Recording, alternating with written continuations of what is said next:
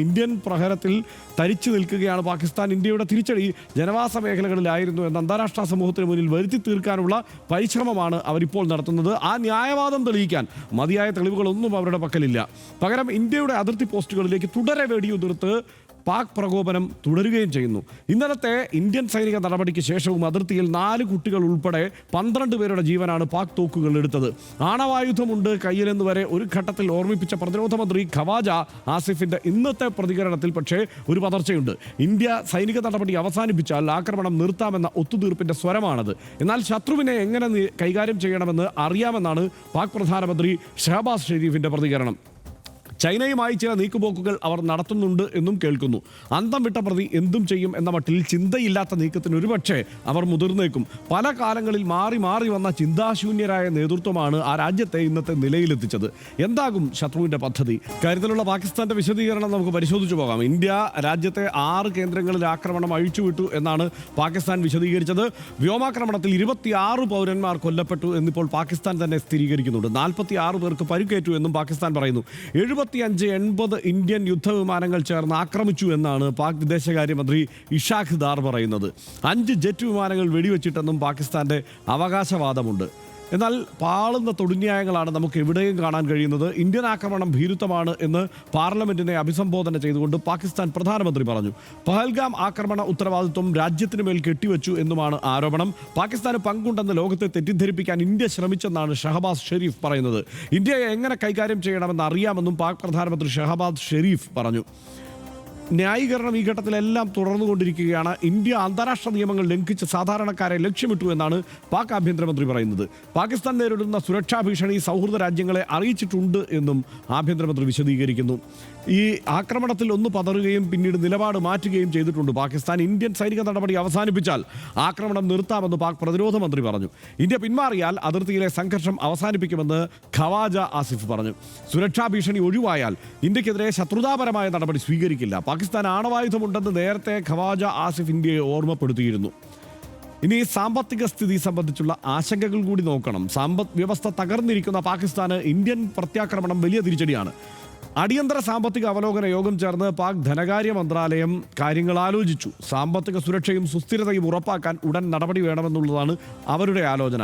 ഓഹരി വിപണിയിലെ ഇടിവ് തടയാൻ അടിയന്തര ഇടപെടലുകൾ സ്വീകരിക്കുമെന്നാണ് അവിടെ നിന്ന് മനസ്സിലാക്കാൻ കഴിയുന്നത്. യുഎനും ലോകരാജ്യങ്ങളും ഈ സാഹചര്യങ്ങളോട് പ്രതികരിച്ചിട്ടുണ്ട്. ഇരുവിഭാഗങ്ങളും പരമാവധി സംയമനം പാലിക്കണമെന്ന് UN secretary general Antonio Guterres പറഞ്ഞു. സംഘർഷം ഉടൻ അവസാനിക്കുമെന്നാണ് പ്രതീക്ഷയെന്ന് US പ്രസിഡന്റ് ഡൊണാൾഡ് ട്രംപ് പറഞ്ഞു. സ്ഥിതിഗതികൾ വിലയിരുത്തി വരികയാണെന്ന് US senate secretary mark Rubio പറഞ്ഞു. സമാധാനപരമായ മാർഗങ്ങളിലൂടെ പ്രശ്നപരിഹാരം നടത്തണമെന്ന് റഷ്യ ആവശ്യപ്പെട്ടു. സംഘർഷം ഒഴിവാക്കി ഇരു രാജ്യങ്ങളും സംയമനം തിരിച്ചുപിടിക്കണമെന്നാണ് ചൈന പറഞ്ഞത്. സാധാരണക്കാർ ഇരകളാകുന്ന ഏറ്റുമുട്ടലിൽ നിന്ന് ഇരുവിഭാഗവും പിന്മാറണം എന്നാണ് ഫ്രാൻസ് ആവശ്യപ്പെട്ടത്. സാഹചര്യം വഷളാകും മുന്നേ നയപരമായി പ്രശ്നം പരിഹരിക്കണമെന്ന് ബ്രിട്ടൻ ആവശ്യപ്പെട്ടു. ഇന്ത്യക്ക് സ്വയം പ്രതിരോധമൊരുക്കാൻ അവകാശമുണ്ട് എന്നാണ് ഇസ്രായേൽ പറഞ്ഞത്. അത് ശ്രദ്ധേയമാണ്. അന്താരാഷ്ട്ര മാധ്യമ വിലയിരുത്തൽ കൂടി നോക്കാം. പാകിസ്ഥാൻ തിരിച്ചടിക്കൊരുങ്ങുന്നു എന്നുള്ള വിലയിരുത്തൽ അന്താരാഷ്ട്ര മാധ്യമങ്ങൾ നൽകുന്നു. സംഘർഷ സാഹചര്യം എന്നാണ് BBC പറയുന്നത്. യുദ്ധത്തിലേക്ക് പോകാതെ ഇരു രാജ്യങ്ങളെയും തടയാനാകണമെന്ന് അൽ ജസീറ പറയുന്നു. മേഖല വൻ സംഘർഷത്തിന്റെ വക്കിലേക്കാണ് എന്നാണ് CNN പറയുന്നത്. ആണവശക്തികൾക്കിടയിൽ സംഘർഷ സാഹചര്യം എന്ന് ന്യൂയോർക്ക് ടൈംസ് പറയുകയും ചെയ്യുന്നു. ഇതാണ് സാഹചര്യം. സനീഷ്, ഇപ്പോൾ നമ്മൾ നേരത്തെ സംസാരിച്ചപ്പോൾ പറഞ്ഞല്ലോ, മാർക്ക് റൂബിയോയുമായി ഇപ്പോൾ വീണ്ടും വിശദമായി കാര്യങ്ങളെല്ലാം സംസാരിച്ചിട്ടുണ്ട് ഇന്ത്യ എന്ന് അമേരിക്കയുടെ സ്റ്റേറ്റ് സെക്രട്ടറിയുമായി. ഇത് ഏപ്രിൽ 30 തന്നെ അമേരിക്കൻ സ്റ്റേറ്റ് സെക്രട്ടറിയുമായി ആലോചന നടന്നിട്ടുണ്ട്. ആ ഘട്ടത്തിൽ അത് വിദേശകാര്യമന്ത്രി തന്നെയാണ് ആ ചർച്ച നടത്തിയിട്ടുള്ളത്. ആ ചർച്ചയിൽ ഒരു തിരിച്ചടി ഉണ്ടാകും എന്ന് ഏപ്രിൽ 30 തന്നെ അമേരിക്കയെ അറിയിച്ചിട്ടുണ്ട് എന്നാണ് ഇപ്പോൾ അമേരിക്കൻ മാധ്യമങ്ങൾ റിപ്പോർട്ട് ചെയ്യുന്നത്. അതായത് ഈ തിരിച്ചടി ഉറപ്പായിരുന്നു. അതുകൊണ്ടാണ് ലോകരാജ്യങ്ങളുടെ പ്രതികരണവും ഈ മട്ടിലാവുന്നത്. ഇന്ത്യ അവധാനതയോടെ കാത്തിരുന്ന് സാഹചര്യങ്ങളെല്ലാം വിശദമായി പഠിച്ചു തന്നെയാണ് തിരിച്ചടിച്ചിട്ടുള്ളത്. അപ്പോൾ ഈ തിരിച്ചടി അവർക്കെല്ലാം അറിയാമായിരുന്നു. അതുതന്നെയാണ് ട്രംപിൻ്റെ പ്രതികരണത്തിലും ആദ്യം പറയുന്നത് ഇത് പ്രതീക്ഷിച്ചിരുന്നതാണ് എന്ന മട്ടിൽ തന്നെയാണല്ലോ.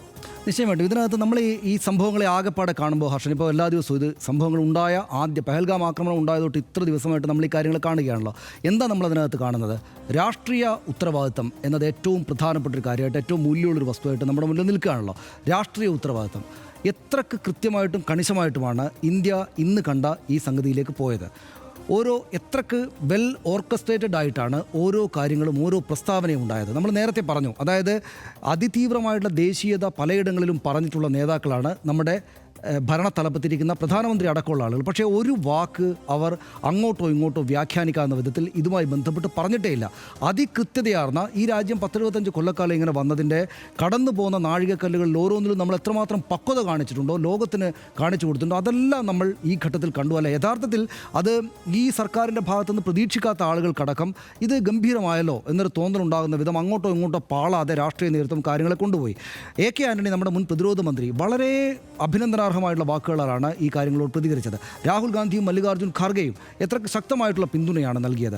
CPIMൻ്റെ സ്റ്റേറ്റ്മെൻറ്റ് വന്നു. അവർ അങ്ങേയറ്റം കൃത്യമായ വാക്കുകളിലൂടെ മാത്രം സംസാരിക്കുന്ന ആളുകൾ ഒരു വരിയോ വാക്കുകൊണ്ടോ പോലും ഈ സംഭവത്തെ കുറ്റപ്പെടുത്താതിരിക്കാൻ ശ്രമിച്ചു. മുഖ്യമന്ത്രി പിണറായി വിജയൻ യൂണിയൻ സർക്കാരിന് സകലമാല പിന്തുണയും പ്രഖ്യാപിച്ചു. നമ്മുടെ നാട്ടിലെ പ്രധാനപ്പെട്ട നമ്മൾ ശ്രദ്ധിക്കുന്ന രാഷ്ട്രീയ നേതാക്കളെല്ലാം ഒരു പാർട്ടി വ്യത്യാസവുമില്ലാതെ ഇതിന് പൂർണ്ണമായിട്ട് പിന്തുണ പ്രഖ്യാപിച്ചു. അങ്ങനെ പിന്തുണ പ്രഖ്യാപിച്ചത് കിട്ടാൻ പാകത്തിനുള്ള രാഷ്ട്രീയ ഉത്തരവാദിത്തം ഈ സർക്കാർ കാണിച്ചു എന്നിടത്താണ് ഏറ്റവും ഗംഭീരമായിട്ട് ഈ കാര്യങ്ങൾ വരുന്നത്. ആ രാഷ്ട്രീയ ഉത്തരവാദിത്തം വളരെ വിസിബിളായിരുന്നു, ടച്ച് ചെയ്യാവുന്ന വിധം അവിടെ ഉണ്ടായിരുന്നു ആ രാഷ്ട്രീയ ഉത്തരവാദിത്തം. എന്നതുകൊണ്ടാണ് ലോകരാഷ്ട്രങ്ങളുടെ തലപ്പത്തുള്ള ആളുകൾക്ക് ഇങ്ങനെ ഹർഷൻ ഇപ്പോൾ പറഞ്ഞതുപോലെ ഇവരോട് ഏതെങ്കിലും വിധത്തിൽ എന്തെങ്കിലും നെഗറ്റീവായിട്ട് പറയാൻ പറ്റാത്ത വിധം, ഇപ്പോൾ റഷ്യയും അമേരിക്കയും എല്ലാവരും ഈ സംഗതി അടുത്ത തവണ എസ്കലേറ്റ് ചെയ്ത് അടുത്ത ഘട്ടത്തിലേക്ക് പോകരുത് എന്ന പ്രതീക്ഷ വെക്കുമ്പോൾ തന്നെയും ഇന്ത്യയെ ഒരു വരി കൊണ്ടുപോലും കുറ്റപ്പെടുത്താൻ ഇന്ത്യക്കെതിരെ നിൽക്കുമെന്ന് വിചാരിക്കുന്ന രാഷ്ട്രങ്ങൾ പോലും തയ്യാറാകുന്നില്ല എന്ന കാര്യം അവിടെയുണ്ട്.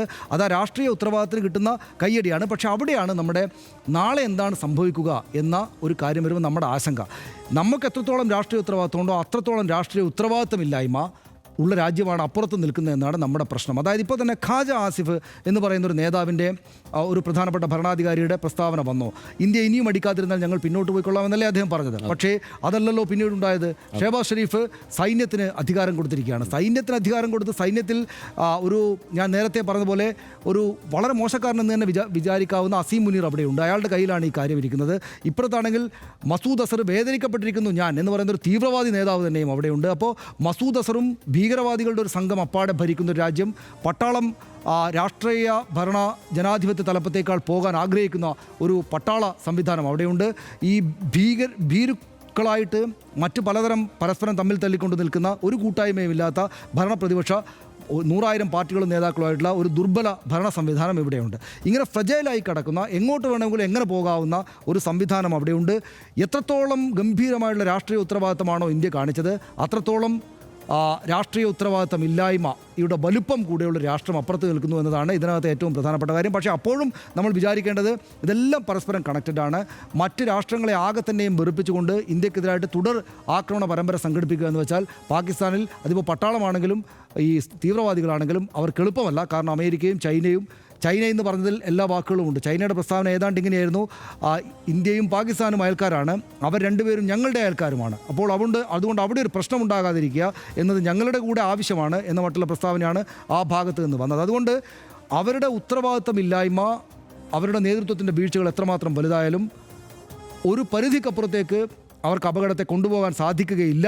2 കാരണങ്ങൾ കൊണ്ട്: 1 ലോകരാഷ്ട്രങ്ങളുടെ സമ്മർദ്ദം കൊണ്ട്, 2 ഇന്ത്യയുടെ അതികൃത്യതയാർന്ന ഉത്തരവാദിത്തമാർന്ന നിലപാടുകൾ കൊണ്ട്. തീർച്ചയായും നമ്മൾ ഒരു ശക്തമായ നടപടിക്ക് മുന്നിൽ നിൽക്കുന്നത് കൊണ്ട് തന്നെ ഈ ഭ്രാന്തമായ അതിദേശീയത മാധ്യമങ്ങളിലൊക്കെ വല്ലാതെ പ്രചരിപ്പിക്കും. ആ ആവേശത്തിലും വലിയ ആഘോഷത്തിലുമൊക്കെ ആയിരിക്കും അവർ. പക്ഷേ നമ്മളൊരു രാഷ്ട്രം എന്ന നിലയ്ക്ക്, ഒരു ജനത എന്ന നിലയ്ക്ക് അതിൽ വീഴുകയല്ല ചെയ്യേണ്ടത്. അതിനപ്പുറത്ത് അന്റോണിയോ ഗുട്ടറസ് പറഞ്ഞതുപോലെ 2 ആണവ രാഷ്ട്രങ്ങൾ, ഇന്ത്യയും പാകിസ്ഥാനും, ഇവർ തമ്മിലുള്ള യുദ്ധം താങ്ങാനുള്ള ശേഷി ഈ ലോകത്തിനില്ല എന്നതാണ് വാസ്തവം. അതുകൊണ്ട് ആ യുക്തിയോടെ തന്നെ വേണം നമ്മൾ ഈ വിഷയത്തെ മൊത്തം കാണാനും അതിനെ സമീപിക്കാനും. ലോകത്തെവിടെയായാലും യുദ്ധത്തിൻ്റെ കെടുതി അനുഭവിക്കുന്നവരെല്ലാം മനുഷ്യരാണ് എന്നുള്ള സാഹചര്യമുണ്ട്. അതുകൊണ്ട് ആ കരുതലോടെ തന്നെ വേണം നമ്മൾ ഈ കാര്യങ്ങളെ കാണാൻ. പഹൽഗാമിലെ വേദനയ്ക്കും കണ്ണീരിനും ഭീകരർക്ക് തിരിച്ചടി നൽകണമെന്ന് ഇന്ത്യൻ ജനത ആഗ്രഹിച്ചു. നമ്മുടെ സൈന്യം അത് ചെയ്തു. പാകിസ്ഥാനിലെ സാധാരണക്കാരെ തൊടാതെ, പാകിസ്ഥാൻ സൈന്യത്തിൻ്റെ സംവിധാനങ്ങളെ തൊടാതെ ഇന്ത്യൻ മണ്ണിൽ ഭീകരവാദത്തിൻ്റെ കുഴിബോംബുകൾ പാകിക്കൊണ്ടിരുന്ന ഭീകര കുടീരങ്ങളെ സൈന്യം എരിച്ചു കളഞ്ഞു. ഈ തിരിച്ചടിയിൽ മറുപടി അവസാനിപ്പിക്കണമെന്നാണ് നമ്മൾ ആഗ്രഹിക്കുന്നത്. ആക്രമണത്തിന് ശേഷവും പക്വതയുടെ ഭാഷയിലാണ് രാഷ്ട്ര നേതൃത്വവും സൈനിക നേതൃത്വവും പ്രതികരിച്ചുകൊണ്ടിരിക്കുന്നത്. ഒരു സാഹചര്യത്തിലും ഇന്ത്യയുടെ പരിഗണനയല്ല യുദ്ധം. ഇനി ഇവിടെ ശത്രുവിൻ്റെ നിലപാടാണ് പ്രധാനം. യുദ്ധം വേദനയും മരണവും തീരാ മുറിവുകളും മാത്രമേ ബാക്കി വയ്ക്കൂ. അതിർത്തിക്ക് ഇരുപുറത്തും അത് സർവനാശമേ വിതയ്ക്കൂ. അത് അതിലേർപ്പെടുന്ന രാജ്യങ്ങളെ പതിറ്റാണ്ടുകളോളം പിന്നോട്ടടിക്കും. ആ സാഹസത്തിന് മുതിർന്നാൽ പാകിസ്ഥാനാകും ഏറ്റവും അപരിഹാര്യമായ നഷ്ടമുണ്ടാവുക. ഒരു കാലത്ത് നമ്മുടെ തന്നെ വംശവൃക്ഷത്തിൻ്റെ ചില്ലകളായിരുന്ന ആ രാജ്യത്തെ സാധാരണക്കാരോട് ഇന്ത്യക്ക് ഒരു പകയുമില്ല. പാക് മണ്ണിൽ നിന്ന് ഇന്ത്യയുടെ സ്ഥിരതയിലേക്കും പരമാധികാരത്തിലേക്കും തീയമ്പുകൾ തൊടുക്കുന്ന ഭീകരവാദികളോട്, അവർക്ക് ആയുധവും അനുഗ്രഹവും നൽകുന്ന ആ രാജ്യത്തിൻ്റെ നേതൃത്വത്തോട് മാത്രമേ നമുക്ക് ദേഷ്യമുള്ളൂ. ഇനിയും തീ കൊണ്ട് കളിക്കാനുള്ള പക്വത കളിക്കാതിരിക്കാനുള്ള പക്വത അവർക്ക് ഉണ്ടാകട്ടെ എന്ന് മാത്രം ആശംസിക്കുകയാണ്. വിഖ്യാത എഴുത്തുകാരൻ ഏണസ്റ്റ് ഹെമിംഗ്വേയുടെ വരികൾ ഓർത്തുകൊണ്ട് ഇന്നത്തെ RDX ഇവിടെ ചുരുക്കുന്നു. യുദ്ധം വേണമെന്ന സാഹചര്യം എത്ര വലുതായാലും അതിനെത്ര നീതീകരണം കണ്ടെത്താനായാലും യുദ്ധം തെറ്റാണ്. അല്ലെങ്കിൽ നിങ്ങൾ കാലാൾപ്പടയോട് ചോദിച്ചു നോക്കൂ, മരിച്ചവരോട് തിരക്കി നോക്കൂ. ആ ബോധ്യത്തിലേക്ക് നമ്മുടെ അയൽക്കാർക്കും ഉയരാനാകട്ടെ.